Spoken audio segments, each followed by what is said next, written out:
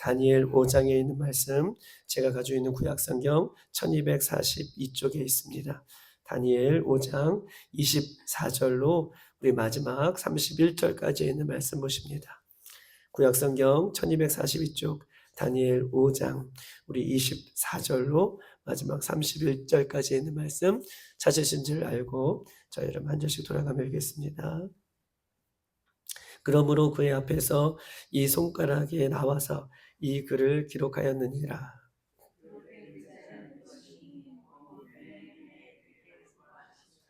그 글을 해석한 건데, 메네는 하나님이 이미 왕의 나라의 시대를 세워서 그것을 끝나게 하셨다 하미요.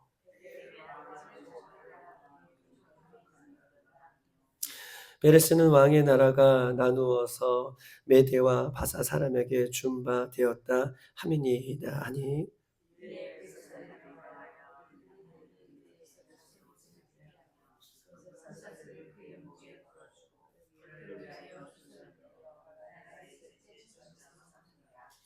그날 밤에 갈대아 왕 벨사살이 죽임을 당하였고 메대 사람 다리오가 나라를 얻었는데 그때 다리오는 62세였다.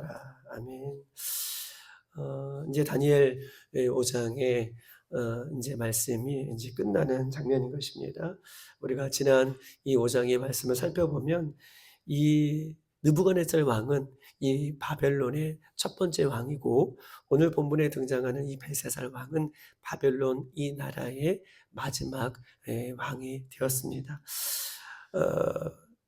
벨사살 왕은 이 마지막 이 왕의 모습을 갖고 이후에 벨사살 왕도 오늘 우리가 본문에 읽었던 것처럼 30절에 죽음을 이때 당하고요. 그리고 이 바벨론이 그 철옹성 같은 바벨론, 영원히 무너질 것 같지 않았던 이 바벨론은 이 밤에 영원히 멸망을 당하는 그런 아주 수치스럽고 가장 어떻게 보면 이 바벨론 나라의 역사에서 이 마지막을 장식하는 아주 어두운 이 밤이 오늘 이 벨사살 왕이 잔치를 벌이고 술잔에다가 예루살렘에서 건져온 예루살렘에서 하나님 앞에 예배드리는 술잔에다가 귀족 1000명을 데리고 하나님을 욕보이게 하고 가장 죄를 짓는 그 밤이, 죄를 짓는 그 밤이 그의 인생의 마지막이고 죄를 짓는 그 밤이 바벨론의 마지막이 되는 날임을 오늘 본문은 우리에게 이야기를 하고 있는 것입니다. 그럼에도 불구하고 이 바벨론의 이 벨사살 왕은 그 밤이 자신의 인생의 영원한 밤이라고 생각하지 않았을 거예요. 영원한 밤이라고 생각했을 것이고 마지막 밤이라고 생각하지 않았을 것입니다. 우리가 지난주에 보았던 것처럼 바벨론은 절대 무너지지 않는 성을 갖고 있다라고 생각했기 때문에 그래요. 바벨론 성은 절대 무너지지 않는다. 왜냐하면 20년치의 식량이 그 바벨론 성 안에 이미 준비가 되어 있었고 그 다음에 우리가 잘 알고 있던 것처럼 유프라데스의 강의 물줄기를 이 바벨론 성 안으로 끌어다녔고 그렇음에도 불구하고 지금 이 바벨론 성은 이미 그날 밤에 메대 바사의 페르시아의 그 군대들이 다 진을 치고 있음에도 불구하고 그는 하나님을 욕보이면서 술파티를 하는 이유는 아직도 그 바벨론의 첫 번째 왕 느부갓네살 왕이 교만하여서 하나님 앞에 어떤 심판을 받는지를 알았음에도 불구하고 그는 이 나라가 영원할 것이다 라고 하는 이 교만에 자만에 아직도 빠져있는 그 밤이다 라고 이렇게 이야기를 하고 있는 거예요. 여러분 바벨론 성이 다 포위가 됐음에도 불구하고 이렇게 여전히 하나님 말씀 앞에 하나님 앞에 이렇게 엎드리지 않는 이 바벨론 마지막 벨사살의 왕을 지금 우리에게 이야기를 하고 있는 것입니다. 24절 그날 밤에 어떻게 되었는지 24절입니다. 다 같이 시작. 이러므로 그의 앞에서 이 손가락에 나와서 이 글을 기록하였느니라 라고 얘기하고 있습니다. 우리가 잘 알고 있듯이 술파티를 벌이고 하나님을 욕보이는 그날 밤에 사람의 손가락 같은 것들이 나와서 그 벽면에 왕의 술파티가 이루는 행해지는 그 벽면에 글자를 썼다라고 합니다. 그 해석을 하고 있는 것인데요. 우리 한번 25절, 26절, 27절, 28절까지 다 같이 한번 읽어볼게요. 시작. 기록된 글자는 이것이니 곧 메네 메네 되길 우발하시니라. 그 글을 해석한 건데, 메네는 하나님이 이미 왕의 나라의 시대를 세워서 그것을 끝나게 하셨다 함이요, 데겔은 왕을 저울에 달아보니 부족함이 보였다 함이요, 베레스는 왕의 나라가 나누어서 메대와 바사 사람에게 준 바 되었다 함이니이다 하니라고 얘기하고 있습니다. 글자가 적히는데 그 글자의 글이 메네 메네 데겔 우바르신, 이것은 어떤 글자로 적혔냐면 이 당시에 고대어 아람어로 적힌 거예요. 메네 메네 데겔 우바르신이라고 하는 글자가 적혔습니다. 메네 메네 데겔 우바르신에서 보세요. 오늘 이제 이 글자를 해석하는 것이죠. 메네 메네가 몇 번 나오죠? 메네 메네 데겔 우바르신. 메네 메네가 몇 번 반복하고 있어요? 2번 반복하고 있어요. 26절에도 해석했던 것처럼 메네메네를 2번이나 강조하고 있는 것은 반드시라고 이렇게 강조를 하고 있는 거예요. 근데 메네메네는 어떤 뜻을 갖고 있냐면 계산한다라고 하는 뜻을 갖고 있어요. 26절에도 이렇게 써 있죠. 이 글을 해석한데 메네는 하나님이 이미 왕의 나라를 시대를 세우고 그 끝을 끝나게 하셨다 함이라 라고 하는 것은, 하나님이 메네메넬이라는 뜻은 반드시 계산한다. 메네가 2번 나오는 것은 반드시라는 강조하고 있는 것이죠. 메네메네라는 계산한다 라고 지금 이야기를 하고 있는 거예요. 다시 한번 말하면 수를 센다 라는 뜻을 갖고 해요. 메네메네는 수를 센다. 누가 세시는 거예요? 하나님이 수를 세어보신다, 계산한다 라는 것을 강조하고 있는 것입니다. 자, 데겔이라고 하는 말이 나옵니다. 메네메네 중간에 데겔. 이 데겔은 27절을 얘기하는 거예요. 27절 데겔은 왕을 저울에 달아보니 부족함이 보였다 함이라. 하나님이 왕을 저울에 달아본다. 저울에 달아본다라고 하는 것이 데겔이에요. 저울에 그 무게를 달아볼 때 쓰는 말이 데겔입니다. 무게를 달다. 하나님께서 반드시 왕의 죄의 무게를 달아본다라고 하는 것이에요. 메네메네는 세어본다는 거예요. 왕의 나라를 세어본다는 거예요. 어떤 잘못이 있는지, 어떤 하나님 앞에 죄를 지었는지 그 나라를 하나님께서 반드시 세어보고, 그 나라를 통치했던 왕을 데겔, 하나님께서 그 죄의 무게를 반드시 어떻게 해요? 저울에 달아본다. 하나님의 심판의 저울에 반드시 달아본다라고 하는 것이 데겔이라고 하는 뜻입니다. 그 다음에 뭐예요? 뒤에는 바르신이라고 해야겠죠. 바르신은 2글자가 합성된 거예요. 우하고 바르신이 합성된 단어입니다. 우는요, 우리 영어에 보면은 and가 있죠. and가 무슨 뜻이에요? 그리고라고 하는 것이죠. 나라를 반드시 달아보고 왕의 죄의 무게를 반드시 달아보고 그리고라고 하는 이 접속사가 붙은 거예요. 그것이 우예요. 그리고 바르신. 이 바르신이라고 하는 것은 분리한다, 나누다라고 하는 뜻을 갖고 있어요.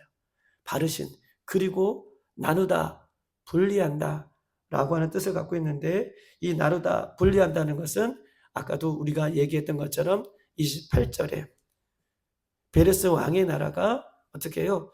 이 메대와 바사의 사람들에게 나누어진다.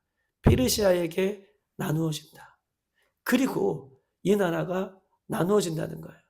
나누어진다는 것은 이 나라가 그렇게 천홍성같이 무너질 것 같지 않던 나라가 이제 멸망을 당한다는 것이에요. 이스라엘이 북쪽과 남쪽으로 나누어진 것처럼 이 바벨론이 다른 나라에 나누어 갖게 될 것이다 라고 하는 것을, 그 하나님의 송이 술파티를 벌이고 교만의 극치를 달고 죄에 아주 하나님 앞에 죄를 짓고 있는 그 밤에 이렇게 하나님께서 무서운 이야기를 이 다니엘을 통해서 이야기를 하고 있는 것입니다. 여러분 그날 밤 어떻게 됐을까요? 30절 우리 한번 31절 다 같이 결론이에요. 30절 31절 시작. 그날 밤에 갈대 왕 벨사살이 죽임을 당하였고 메대 사람 다리오가 나라를 얻었는데 그때 다리오 나이가 62세였더라 라고 얘기하고 있습니다. 여러분 이 배경을 좀 알 필요가 있어요. 어떻게 죽었는지 그냥 벨사살 왕이 죽었다라고 얘기하고 있고 그 다음에 나라가 지금 멸망했다. 나라가 빼앗겼다. 불리게 됐다. 다리오 왕이 그 나라를 통치했다라고 하는 이야기를 했는데 이 배경이 오늘 되게 중요한 의미를 갖고 있는 것입니다. 여러분 이 성, 이 벨사살 왕의 마지막 이 밤에 이 페르시아의 왕이 지금 성을 주위를 다 둘러 진치었습니다. 그리고 이 성 안에는 지금 뭐가 흐른다 그랬죠? 유프라데스의 강의 물줄기가 흐른다 그랬어요. 역사적으로 이 바벨론의 멸망의 사건을 얘기해요. 이날 밤에 이 바벨론을 둘러싸고 있는 이 이방의 페르시아의 군대들이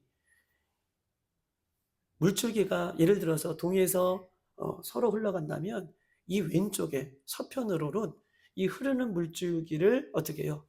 다른 곳으로 뺄 수 있도록 180개의 도랑을 이제 내는 거예요. 한 물줄기가 이렇게 흘러가면 이 물줄기를 좌측으로 뺄 수 있도록 물줄기의 흐름을 바꾸는 거예요. 도랑을 180개를 내요. 근데 물줄기가 지금 바뀌겠죠. 그리고 들어오는 입구를 막고 또 이 물줄기를 오른쪽에 180개의 도랑을 내는 거예요. 그날 밤에 작전을 피는 거죠. 그러면 이 물줄기가 막히니 이미 물줄기가 점점점 약해질 것이고 이 남아있는 물줄기도 왼편으로 180개, 오른쪽으로 몇 개예요? 180개의 물줄기를 빼요. 그러니 점점점 수위가 어떻게 돼요? 낮아지죠. 이미 성 안으로 들어갈 수 있는 문은 다 막혔어요. 그 성을 뛰어넘을 수 있는 여건이 안 돼요. 그러면 물줄기를 막아놓고 물줄기의 수위가 점점점 내려가니 군사들이 어디를 통해서 들어오는 거예요? 그 물줄기를 따라 밟고 지나갈 수 있도록 그 낮아진 그 물줄기를 따라 이제 진격을 해오는데 여러분 이 당시에는요 바벨론은 어떤 신을 믿고 있었냐면 마르독 신이 이 바벨론의 가장 큰 신이에요. 대부분 이 바벨론 사람들은 뭘 신어요? 마르둑 신이라고 하는 이 신을 섬기는 나라예요. 그래서 마르둑 신을 섬기는 제사장들이 많아요. 그런데 오늘 마지막 왕이 누구라고 그랬죠? 벨사살 왕은 마르둑 신을 주신으로 섬기는 것이 아니라 그는 달신, 지금 아랍 사람들이 믿고 있는 달의 신을 주신으로 믿고 있어요.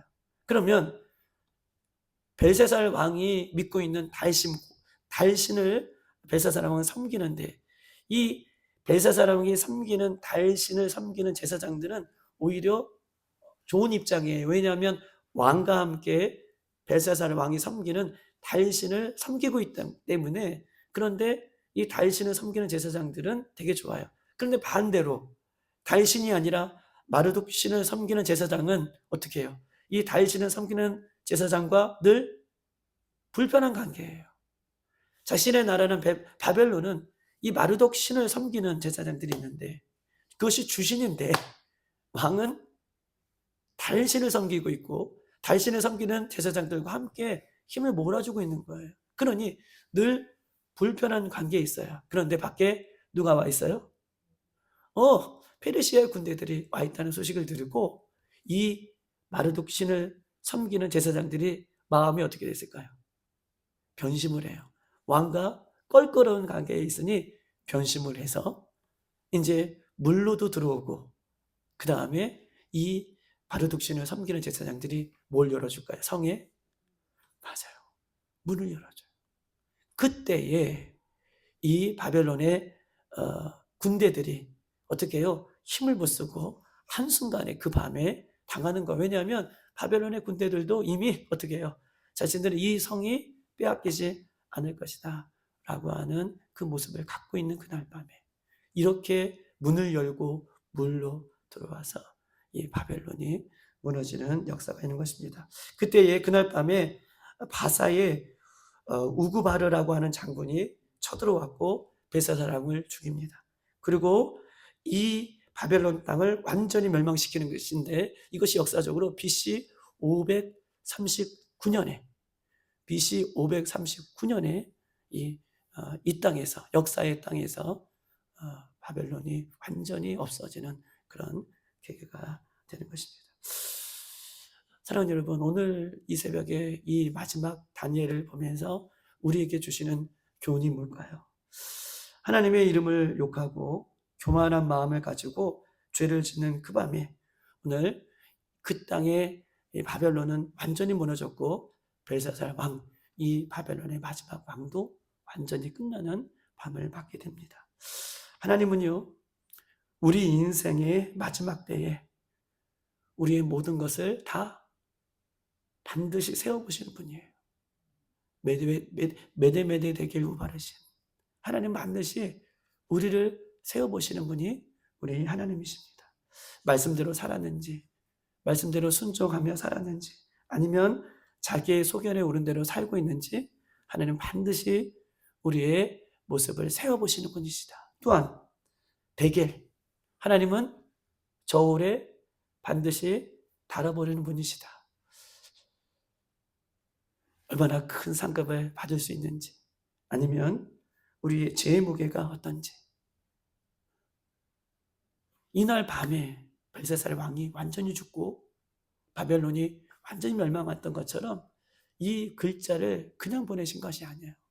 하나님은 반드시 저와 여러분의 모습을 세워보시는 분이시고, 저와 여러분의 죄의 무게를 반드시 달아보시며, 또한 우리들이 믿음으로 살았는지 말씀대로 살았는지의 모습도 반드시 달아보시는, 우리가 요한계시록에 늘 보는 것처럼 우리가 늘 주님 앞에 심판대 앞에 섰을 때에 그냥 그 심판대 앞을 통과하지 못하는 그런 모습으로 이야기를 늘 하는 것처럼, 하나님은 우리에게 믿음대로 산 사람에게는 믿음의 큰 은혜를 늘 날마다 베풀어 주시는 공평하신 하나님, 그렇게 살지 못한 사람들에게는 그렇게 하나님께서 세워보시고 달아보시고 심판하신 하나님이라는 것을, 양의 모습을 우리들에게 보여주고 있는 것입니다.